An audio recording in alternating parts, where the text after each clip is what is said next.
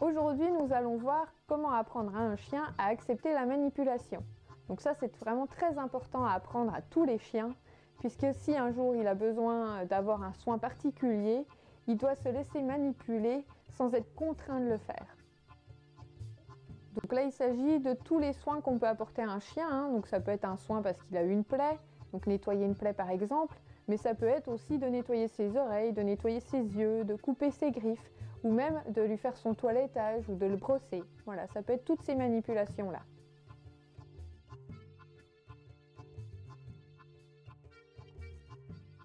La première chose à faire, c'est d'apprendre au chien du coup déjà à être caressé, mais vraiment partout. Donc c'est-à-dire que voilà, on va le caresser, comme ça en même temps on peut manipuler les oreilles, on va caresser hop jusqu'aux pattes. Déjà ça, faut vraiment que ce soit un moment qu'il apprécie. On peut lui faire des petits massages. Voilà, on va tatouiller tous les endroits. Et surtout, ce qui est important aussi, c'est, l'idéal, c'est vraiment de le faire depuis son plus jeune âge. Mais après, si c'est pas le cas, c'est pas grave parce qu'on peut vraiment leur apprendre à tous les âges.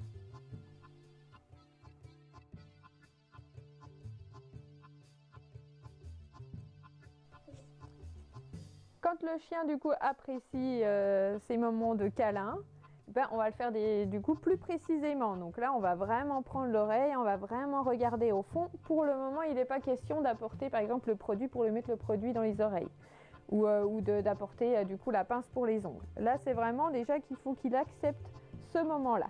Super, on peut l'encourager très très bien. Donc on peut regarder, voilà, les pattes, regarder les ongles. Voilà, ça c'est bien, super loulou. Si dans ce moment-là, votre chien montre par exemple des signes d'inconfort, par exemple quand vous donnez la patte, parce que ça peut être contrariant du coup pour lui, et il ne faut pas griller les étapes. Là, l'important par exemple, c'est de prendre des friandises et puis de le faire très peu de temps en fait. On peut le faire un petit peu tous les jours, mais dans une courte durée.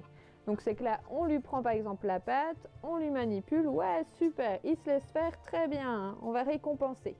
Que ça devienne de plus en plus un moment serein pour lui.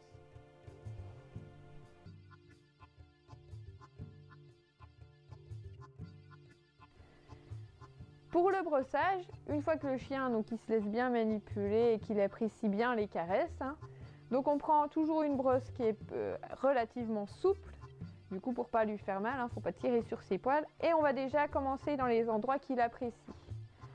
Donc il faut bien aller à son rythme, à lui. Donc si déjà il apprécie voilà, tous ces endroits-là, on va rester là-dessus. On n'est pas obligé de lui faire tout le corps dès la première fois. Donc dès qu'il apprécie, super, on encourage, on est content. Donc là, dès que ça c'est bien, parce que là on voit que lui, du coup, il apprécie bien ce moment-là, et on va le faire du coup dans différents endroits. Donc on va essayer du coup toutes les parties du corps. Et souvent, ce qui pose le plus de problèmes, ça va plutôt être l'arrière-train. Donc là, debout, on va lui demander déjà de se mettre debout. Hop.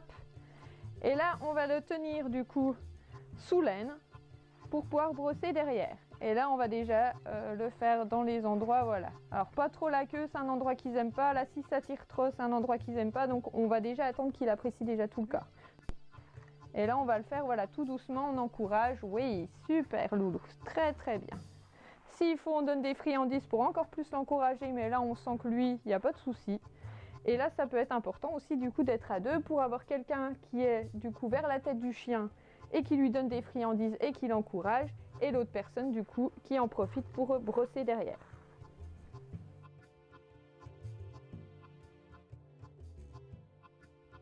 Cette fois-ci, on va voir la coupe des griffes.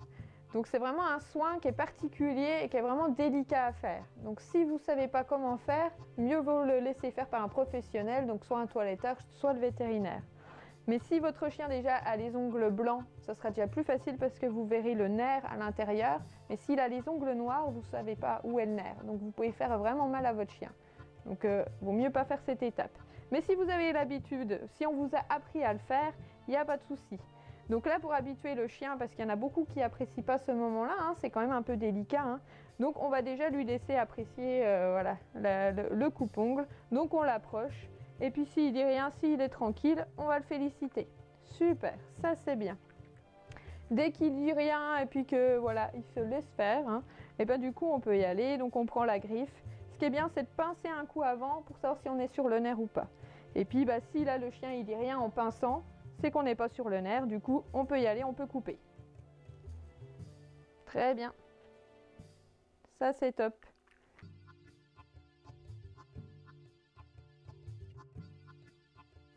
Pour le soin des oreilles, ce qu'il y a à savoir, c'est qu'il y a deux soins qui sont possibles.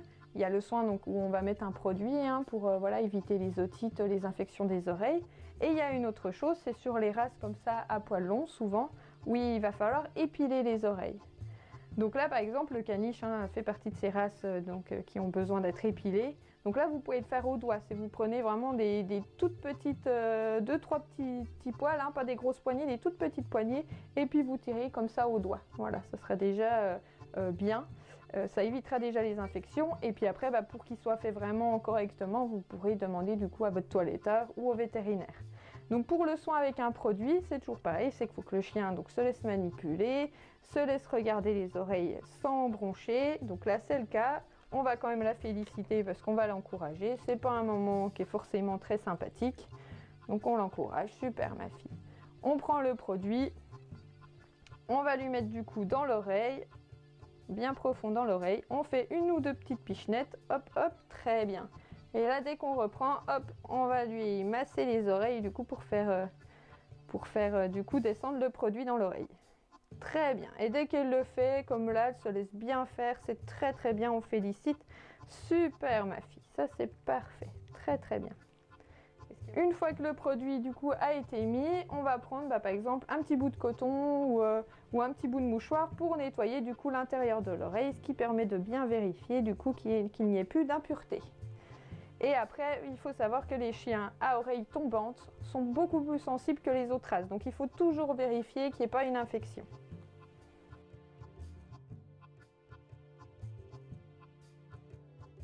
Vous l'aurez compris, c'est vraiment important d'anticiper du coup sur les soins, de lui apprendre à être manipulé, parce que si un jour il arrive un petit accident, du coup il se laissera faire beaucoup plus facilement. Et ça sera aussi beaucoup moins du coup dur pour lui d'accepter ces manipulations. J'espère que cette vidéo vous sera utile. Je vous invite à la liker et à la partager. Et je vous dis à la prochaine!